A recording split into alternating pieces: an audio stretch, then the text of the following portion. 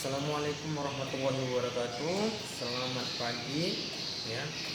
Salam sehat untuk anak-anak Bapak sekalian yang sedang berada di rumah. Nah, harapan Bapak semoga anak-anak Bapak di rumah dalam keadaan sehat sehingga bisa melaksanakan kegiatannya walaupun hanya di rumah, ya.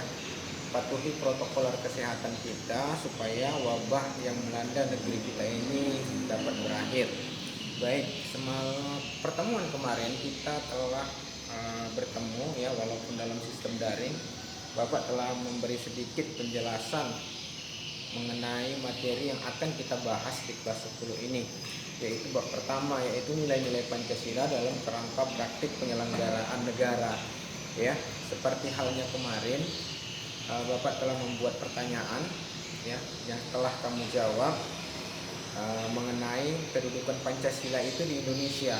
Ada dua kedudukan Pancasila di Indonesia. Yang pertama yaitu Pancasila sebagai dasar negara, dan yang kedua adalah Pancasila sebagai ideologi negara. Pancasila sebagai dasar negara artinya adalah Pancasila itu sebagai fondasi dalam membangun kehidupan berbangsa dan bernegara. Sedangkan Pancasila sebagai ideologi negara kita artinya tujuan negara kita, apa yang kita tuju dalam kehidupan berbangsa dan bernegara itu harus melalui pedoman-pedoman Pancasila. Artinya apa? Pancasila itu sebagai cita-cita dari tujuan negara kita. Baik, kita di sini masuk bab 1 mengenai nilai-nilai Pancasila dalam kerangka praktik penyelenggaraan negara. Ya, di sini bisa kamu lihat tujuan pembelajaran kita, ya, nilai yang akan target kita akan kita capai dalam pembelajaran bab 1 tersebut. Ya, kita akan membahas yang pertama bagaimana sistem pembagian kekuasaan negara Kesatuan Republik Indonesia. Ya, jadi negara kita negara Kesatuan Republik Indonesia. Ya, ada kekuasaan di dalamnya, tetapi kekuasaan tersebut dibagi-bagi. Ya, bagaimana kekuasaan negara di dalam negara Kesatuan Republik Indonesia itu? Tapi sebelum itu kita bahas dulu apa itu sebenarnya negara. Ya, apa sebenarnya sifat hakikat dari negara? Ya, kalau ditanyakan negara, pasti kamu semua mengetahui negara itu sama halnya seperti sebuah organisasi, ya, perkumpulan. Syarat-syarat berdirinya negara, ya, mungkin kemarin di kelas 9 telah dipelajari, di tingkat SMP telah dipelajari apa sih sebenarnya yang menjadi syarat berdirinya sebuah negara. Ya, ada 3 syarat secara de facto dan 1 syarat secara de jure. Kalau dikatakan secara de facto artinya ada fakta berdirinya sebuah negara. Itu mencakup apa? Mencakup 3 hal. Yang pertama itu ada wilayah, yang kedua ada penduduk, yang ketiga ada pemerintahan, ya. Atau Bapak ulangi, yang pertama ada wilayah, yang kedua ada rakyat atau penduduk, dan yang ketiga ada pemerintahan. Sedangkan secara de jure ada 1 syarat lain, yaitu dapat pengakuan dari negara lain, ya. Jadi negara itu mempunyai sifat, ya, sifat hakikat sebuah negara. Apa itu sifat hakikat sebuah negara? Memaksa, memonopoli, dan mencakup semua, ya. Bisa kalian lihat di sini. Negara mempunyai sifat memaksa, ya. Kemudian negara mempunyai sifat monopoli. Bisa kamu lihat dalam tayangan slide-nya. Dan yang ketiga, negara mempunyai sifat mencakup semua. Baik, kita lanjut. Di sini ada kedaulatan. Kedaulatan adalah kekuasaan tertinggi. Kalau dikatakan kedaulatan di negara kita, di negara Republik Indonesia, kedaulatan itu berada di tangan rakyat. Itu terdapat di dalam Undang-Undang Dasar 1945. Ya, dalam pasal berapa? Silahkan kamu cari di dalam Undang-Undang Dasar 1945, ya. Di situ ada dikatakan kedaulatan berada di tangan rakyat dan dilaksanakan menurut Undang-Undang Dasar, ya. Baik.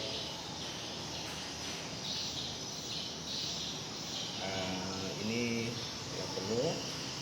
Kita masuk sekarang bagaimana pembagian kekuasaan di dalam negara kita, ya. Ya. Sebenarnya kalau dikatakan pembagian kekuasaan, menurut teori ada beberapa tokoh yang menyampaikan bahwasanya dalam suatu negara itu terdapat beberapa teori ya bagaimana pembagian ke dalam negara tersebut. Saya ambil contoh misalnya ya, satu orang tokoh yaitu Montesquieu. Dia mempunyai teori trias politika. Dia mengatakan bahwasanya dalam suatu negara itu kekuasaan itu dibagi menjadi 3 ya, yaitu kekuasaan legislatif, kekuasaan eksekutif, dan kekuasaan yudikatif ya. Kekuasaan legislatif, kekuasaan untuk membuat peraturan perundang-undangan. Kemudian kekuasaan eksekutif untuk menjalankan undang-undang tersebut. Dan lembaga yudikatif atau kekuasaan yudikatif, yaitu kekuasaan untuk mengawasi jalannya undang-undang tersebut. Itu menurut Montesquieu. Ya, bisa kamu lihat di buku paketmu ya. Banyak di situ pembagian kekuasaan menurut para tokoh. Lalu bagaimana sebenarnya sistem pembagian kekuasaan di dalam negara Kesatuan Republik Indonesia itu ya. Jadi sistem pembagian kekuasaan di dalam negara Republik Indonesia itu terdapat di dalam Undang-Undang Dasar 1945. Undang-Undang Dasar seperti kita ketahui merupakan konstitusi dari negara. Konstitusi artinya adalah hukum dasar. Ya, hukum dasar. Beda kedudukannya sebagai Pancasila. Kalau Pancasila sumber dari segala sumber hukum, sedangkan konstitusi adalah hukum dasar. Jadi peraturan lain tidak boleh bertentangan dengan peraturan yang ada di atasnya. Jadi puncak dari peraturan yang ada di Indonesia ini yaitu Undang-Undang Dasar 1945, hukum dasar. Ingat ya, konstitusi itu adalah hukum dasar. Baik, menurut Undang-Undang Dasar Negara Republik Indonesia tahun 1945, pembagian kekuasaan terdiri dari 2 bagian, yaitu pembagian kekuasaan secara horizontal dan pembagian kekuasaan secara vertikal. Bisa kamu lihat juga nanti referensi literasi dari buku kalian ya. Baik anak bapak ya, jadi materi kita bapak batasi hanya sampai di sistem pembagian kekuasaan negara Kesatuan Republik Indonesia ya. Nanti pertemuan selanjutnya kita akan bahas mengenai bagian yang subtema yang lain mengenai lembaga, departemen dan non departemen yang ada di Indonesia. Jadi ini hanya sebagai materi bapak bilang, bapak menjelaskan di sini, bapak utarakan di sini adalah garis besarnya. Tetapi kamu bisa mencari referensi lain, silakan baca bukumu, apa sebenarnya bagaimana cara pembagian kekuasaan dalam negara Kesatuan Republik Indonesia tersebut. Apakah sama seperti yang diungkapkan oleh para tokoh-tokoh yang seperti Bapak jelaskan tadi, ya. Ada Montesquieu, ya. Banyak, ada yang lain, ya. Jadi silakan kamu banding-bandingkan dengan literasi yang lain. Jadi cukup sekian dari Bapak, ya.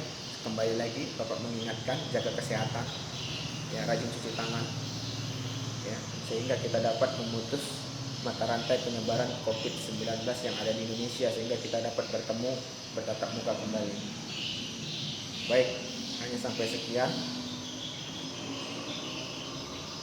Wassalamualaikum warahmatullahi wabarakatuh. Selamat pagi, salam sehat.